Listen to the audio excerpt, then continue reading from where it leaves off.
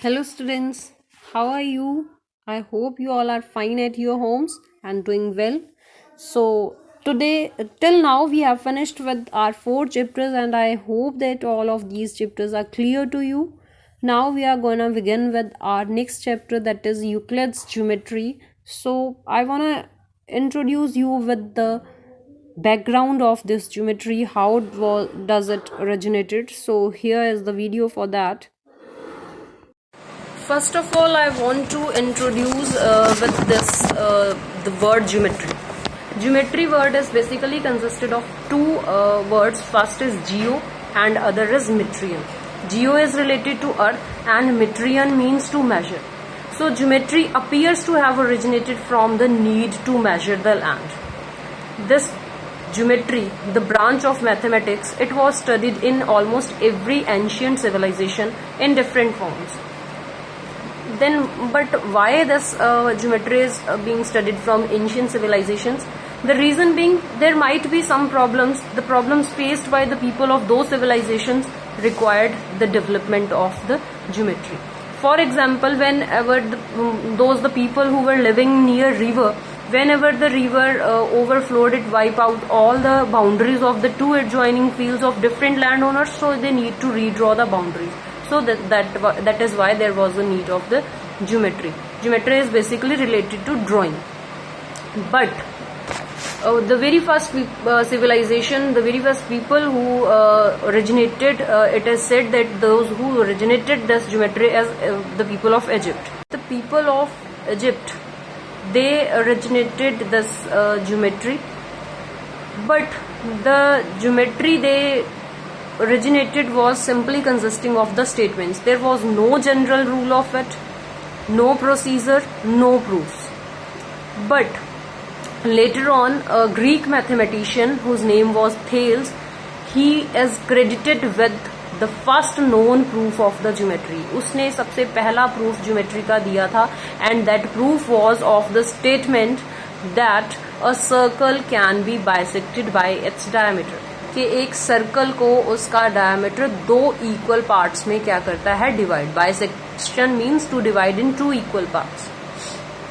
And later on, after Thales, there was a student of Thales whose name was Pythagoras, and you all are familiar with this name. Pythagoras and his group, they developed few geometrical rules. उन्होंने उसके बाद बहुत सारे geometry के rules बनाए. फिर उसके कई साल बाद there was a mathematics teacher whose name was Euclid. He collected all the known work at that time. उस टाइम पे जितना भी ज्योमेट्री का वर्क हुआ था उसने सारे को कलेक्ट करा and arranged that. And this arranged work is now known as the Elements. जो उसने सारा वर्क अरेंज करा उसको हम क्या बोलते हैं कि एलिमेंट्स हैं. And each element is further divided into chapters and there were 13 chapters. और एक चैप्टर को, हर एक चैप्टर को हम क्या बोलते हैं, a book. But in this chapter we are going to discuss a few about Euclid's geometry. बहुत थोड़ा सा पढ़ना है हमने इस ज्योमेट्री के बारे में, क्योंकि इसकी 13 बुक्स हैं तो उसका थोड़ा सा पार्ट बिल्कुल थोड़ा सा पढ़ेंगे. So let's begin. So in introduction you will simply write that geometry is basically consisted of two words, geometry. If we divide it, first word is geo, which means land or earth you can say, and metrian, which means to measure. So next thing that we are going to discuss is the postulate and the axioms. First of all, postulates क्या होते हैं? Postulates are the statements which need no proof. Postulates as such statements होती हैं जिसका हम proof नहीं करते हैं. जैसे कि सिंपल हम बात करें कि ये एक क्या है, दिस इज़ अ स्टिक. अब अगर मैं इसको बीच से कट कर दूं कहीं से भी, चाहे मैं सेंटर से करूं चाहे कहीं से भी करूं, तो अब जो मेरे पास इसके दो पार्ट्स बनेंगे वो इस पूरी बड़े वाली स्टिक से छोटे होंगे. Will it?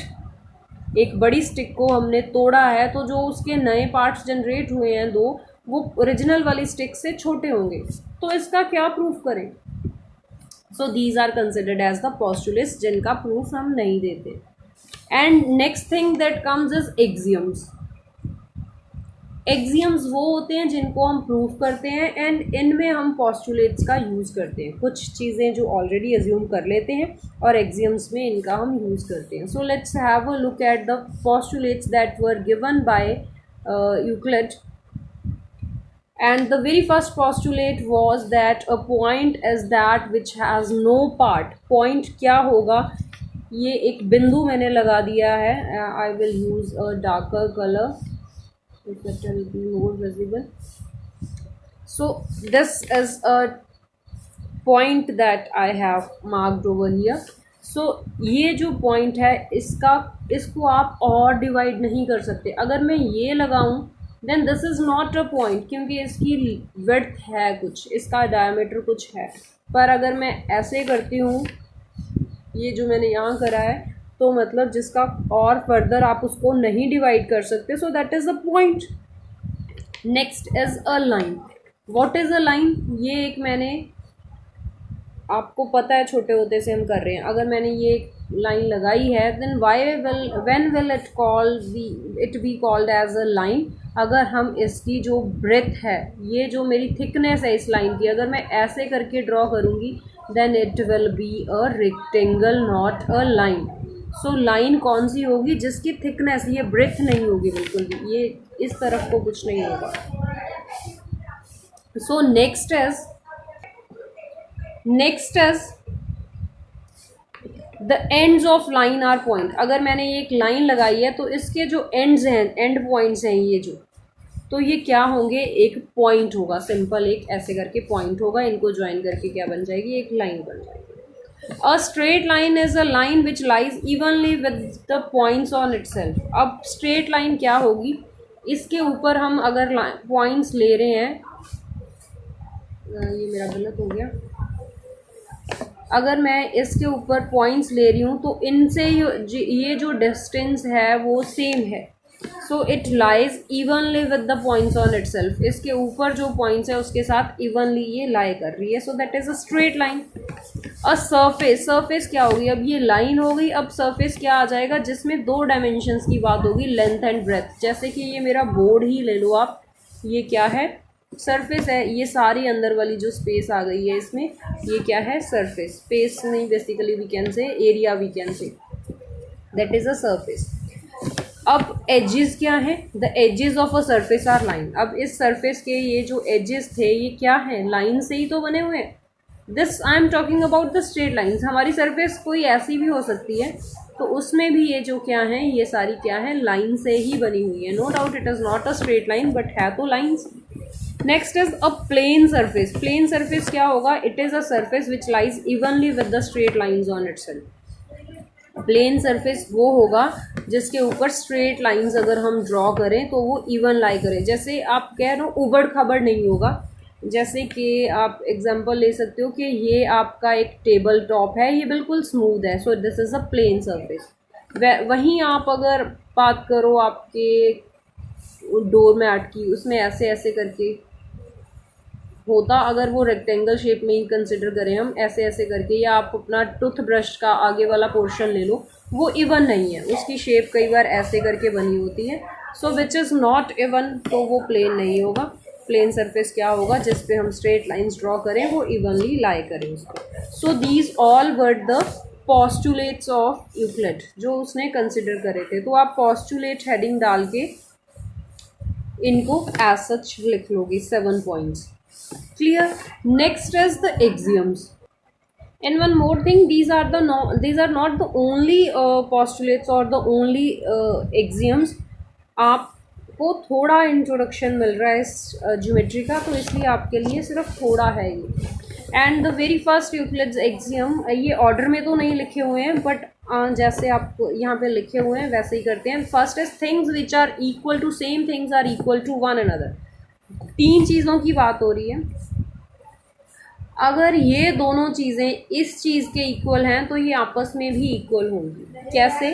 अब देखिए, ये मेरे पास एक बैग है 2 kg का, और ये 2 और बैग हैं। अब ये कह रहे हैं things which are equal to same thing. अब ये भी इसके इक्वल है एंड ये भी इसके इक्वल है, मतलब ये इसके इक्वल है तो ये भी 2 kg हुआ, ये इसके इक्वल है तो ये भी 2 kg हुआ, तो ऑटोमेटिकली ये आपस में भी इक्वल हो गए। सो ये क्या हो गया हमारा first axiom. Next is if equals are added to equals the wholes are equal. अब क्या है, मेरे पास एक बैग था जिसमें 2 kg वेट था, अब दूसरा बैग है उसमें भी 2 kg वेट है। सो अब क्या था हमारे पास, equals are added to equals. अब ये दोनों इक्वल्स थी, इसमें इक्वल्स ऐड करना है, मतलब इसमें अगर मैं 1 kg ऐड करूँगी तो इसमें भी 1 kg ऐड करूँगी। तो अब जो होल बनेगा वो 3 kg बनेगा और इसका होल कितना बनेगा 3 kg। So wholes are also equal. अगर इक्वल चीज़ों में इक्वल ऐड करें, जैसे मैं लिखती हूँ 5 इक्वल्स टू 5, और फिर दोनों में सेम ही चीज़ ऐड करनी है, 3 ऐड कर दो, 5 + 3 इक्वल्स टू 5 + 3, तो 8 भी तो 8 के इक्वल होता है, क्योंकि 5 + 3 8 होता है। तो वही चीज़ है, अगर इक्वल चीज़ों में इक्वल ऐड करो तो जो रिज़ल्ट आएगा वो भी आपका क्या आएगा, equal. Next is if equals are subtracted from equal remainders are equal. अब वही एक 5 kg का बैग है, दूसरा भी 5 kg का, इक्वल्स हैं, इनमें से इक्वल सब्ट्रैक्ट करने हैं। इसमें से 2 kg हमने बाहर निकाल लिया, इसमें से भी 2 kg, तो बचा क्या, इसमें 3 kg बचा, इसमें भी 3, तो वो भी इक्वल बचा। जो पीछे रिमाइंडर बचा, remainders are also equal. Next fourth postulate is things which coincide with one another are equal to one another. अब अगर ये मेरी एक स्टिक है और ये एक दूसरी स्टिक है, अब अगर मैं इसको इसके ऊपर रखूँ तो ये पूरी एक जैसी हैं दोनों ही, मतलब एक ये उसको कवर कर लेती है, अगर उसको इसके ऊपर रखूँ तो वो इसको कर लेती है। तो मतलब क्या हुआ, अगर ये दोनों कोइंसाइड कर रही हैं मतलब ये दोनों एक दूसरे से क्या है, इक्वल है। अब ये जो मैंने आपको पहले बताया था कि the whole is greater than the part. अब ये मेरा एक सर्कल है, ये कंप्लीट है, so I am saying it is a whole. पर इसका अगर मैं एक इसमें से इसको से it is my pizza, and इस पिज़्ज़ा में से अगर मैं एक पीस ले लेती हूँ तो मेरे पास ये बाहर आ गया और यहाँ पे क्या बचा, सिर्फ इतना। अब ये जो बाहर आया है पोर्शन, ये इससे बड़ा है कि छोटा है, ऑब्वियसली छोटा है। सो जो होल होता है वो हमेशा बड़ा होता है अपने पार्ट से। Clear? Next is things which are double of the same thing are equal to one another. अब एक है मेरे पास 2 kg का बैग, दूसरा भी 2 kg का। अब एक ही बैग है 2 kg का, अब एक और बैग है, things which are double of the same thing are equal to one another. एक ये बैग है और एक ये बैग है। अब ये इसका डबल है तो ये 4 kg का होगा, और ये भी इसका डबल है तो ये भी 4 kg का होगा, तो ऑटोमेटिकली ये इक्वल हो गए। Things which are double of the same thing, ये भी इसी का डबल है, ये भी इसी का डबल है, तो ऑटोमेटिकली ये दोनों क्या हो गए, equal. Next is things which are half of the same thing, they are also equal to one another. अब ये बैग है मेरा 10 kg का, अब एक ये बैग है, एक ये बैग है, और ये इसका हाफ है, ये इसका हाफ है, मतलब ये 5 kg होगा और ये भी 5 kg होगा, तो टोटल दोनों आपस में क्या आ गए, equal. So that's it. Clear? I hope you are clear with the postulates and the axioms. आपने पोस्टुलेट्स भी लिखने हैं, एक्सियम्स भी लिखने हैं कॉपी में, राइट?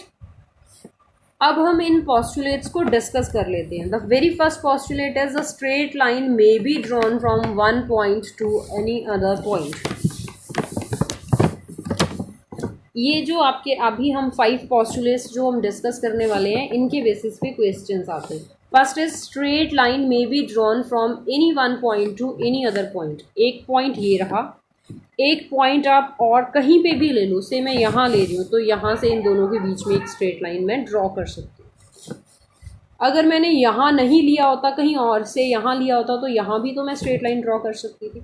आप कहीं भी ले लो, यहाँ ले लो, तब भी आपकी स्ट्रेट लाइन जाएगी। अगर आपको एक पॉइंट गिवन है और दूसरा आप कहीं पे भी ले लो पूरी उस प्लेन में, तो आप स्ट्रेट लाइन ड्रॉ कर सकोगे। Clear? So first postulate is clear, no need to proof, only simple you have to write this statement as such. Second one is this is an axiom. Two distinct points are given to you, then there is a unique line that passes through them. पहले आपको एक point given था first वाले में, and they are saying कि उसके बाद आप दूसरा पॉइंट कहीं भी ले लो, आप स्ट्रेट लाइन ड्रॉ कर सकते हो। अब ये कह रहे हैं कि आपको दो पॉइंट्स गिवन है, आपने इतना बोल्ड करके पॉइंट नहीं बनाना है। आई ऑलरेडी टोल्ड यू कि पॉइंट ऐसे ही लगेंगे, सिंपल, ठीक है, पर ये आपको दिखाने के लिए मैं इसको बोल्ड कर रही हूँ। So given two distinct points, अब आपको दो डिफरेंट पॉइंट्स गिवन है। अब इनमें से जो लाइन जाएगी, there is a unique line, ऐसे से ट्रू फॉल्स भी पेपर में आते हैं। तो there is a unique line that passes through them, तो इनमें से जाने वाली जो लाइन है वो एक ही होगी, ये जा रही है। और कोई लाइन हो सकती है स्ट्रेट लाइन जो जाए इन दोनों पॉइंट्स में से? No. Curves can be, curves तो बहुत हो सकती हैं, बट स्ट्रेट लाइन जो दो गिवन पॉइंट से जाए वो एक ही हो। Clear? This was the axiom. Now let's move to the next postulate, and the postulate is a terminated line can be produced indefinitely. एक लाइन है मेरे पास, ये है AB, एक लाइन है, ये बस इतनी ही है। अब कह रहे हैं ये कि इसको मैं जहाँ मर्जी से जितना मर्जी प्रोड्यूस कर सकती हूँ। ऑब्वियसली येस, आप इसको इधर प्रोड्यूस कर लो, इधर कर लो, जितना मर्जी कर सकते हो आप। So this is the postulate number 2. This chapter is nothing, just a fun and relaxed exercise जो आपको मज़ा आएगा करने में कि ये भी करना होता है। Clear? Next is a circle can be drawn with any center and any radius. ये चीज़ भी आपको पहले से पता थी कि आप कहीं पे भी सर्कल ड्रॉ कर सकते हो, कि आपको कहा होता है पता कि आप सिर्फ मैथ्स की कॉपी में ही सर्कल ड्रॉ कर सकते हो और कहीं नहीं कर सकते। ऐसा तो कुछ नहीं है ना, आप सर्कल कहीं पे भी ड्रॉ कर सकते हो और जितना दिल करे उतना रेडियस लेके। ये लो, मैंने यहाँ सेंटर लगा के ये सर्कल ड्रॉ कर दिया, मैंने यहाँ सेंटर लगा के बड़ा सर्कल ड्रॉ कर दिया, यहाँ सेंटर लेके छोटा सा सर्कल ड्रॉ कर दिया। तो आप कहीं पे भी जितना मर्जी रेडियस लेके सर्कल ड्रॉ कर सकते हो। You can draw a circle anywhere with any centre and any radius. Clear? Next is all right angles are equal to one another. अब इससे फनी क्या होगा, बिकॉज अब जो है ही राइट, आपको पता है कि राइट एंगल का मेजर 90 डिग्री होगा, तो जितने मर्जी राइट एंगल्स ले लो सारे ही 90 डिग्री के होंगे, तो ऑब्वियसली वो इक्वल होंगे। तो ये कोई बताने वाली बात थी? नो। तो मतलब ये चैप्टर आपको पहले से ही आता है, ठीक है। तो ये इजी वाला पार्ट हो गया आपके लिए, आप तो पहले से जानते हो।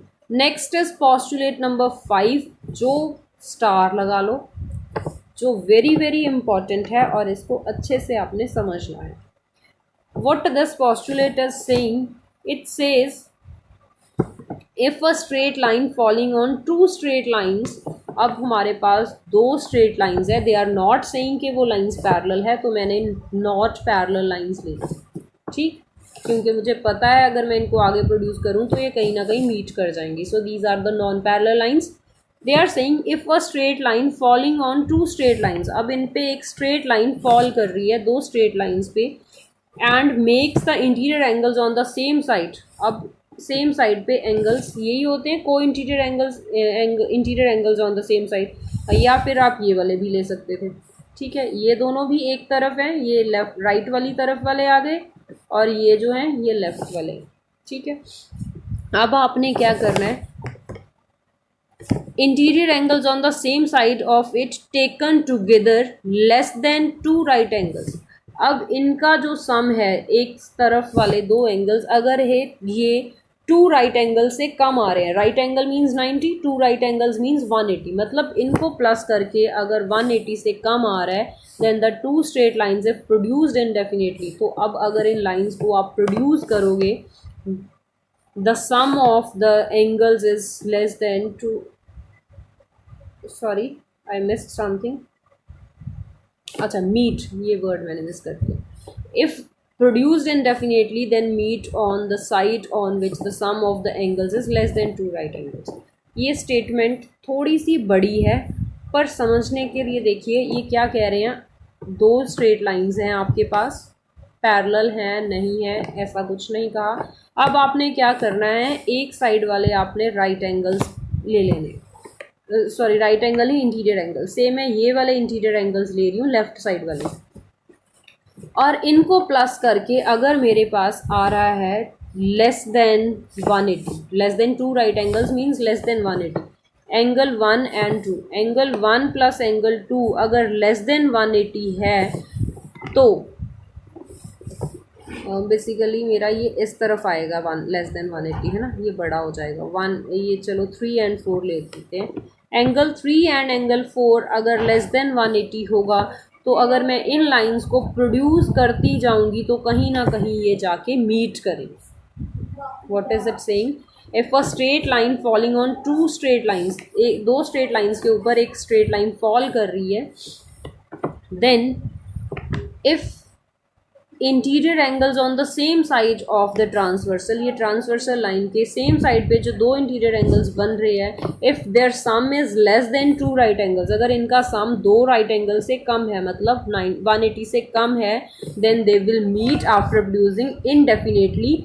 कौन सी साइड से, इस तरफ से नहीं, on the side same side where the sum is less than 180, उस साइड से अगर प्रोड्यूस करोगे जहाँ पे सम 180 से छोटा है तो ये मीट करेंगे ही करेंगे, और अगर इस तरफ से करोगे तो नहीं करेंगे, अगर यहाँ से करोगे तो नहीं करेंगे. Again I want to tell you, there are 2 straight lines and 1 straight line falling on them. If the sum of the interior angles, angle 1 and angle 2, interior angles on the same side is less than 2 right angles, अब अगर इनका sum less than 2 right angles आ जाए, then the lines will meet on the same side where the sum is less than 2 right angles after producing indefinitely. जब आप उसको बार बार काफ़ी ज़्यादा produce करोगे, हो सकता है पास में मिल जाए या कहीं ना कहीं आप मीट करेंगी करेंगी, आप लाइंस को प्रोड्यूस करिए, पर किस तरफ से, जहाँ पे आपका सम जो है वो लेस देन 180 आ. क्लियर. और इसका दूसरा फॉर्मेट क्या हो सकता है, यहाँ पे आपने लिखा है लेस देन, तो वो मोर देन वाला केस दूसरा इस तरह भी इसको लिख सकते हैं ना. If a straight line falling on 2 straight lines make the interior angles on the same side of it taken together more than 2 right angles. अब अगर बड़ा हो जाए जैसे कि इधर वाले केस में है, then the 2 straight lines if produce indefinitely will not meet आ जाएगा यहाँ पे, तो इस तरफ तो वो मिलेंगे ही नहीं क्योंकि ये अपार्ट होती जा रही. Clear. So this is the 5th postulate which is very important.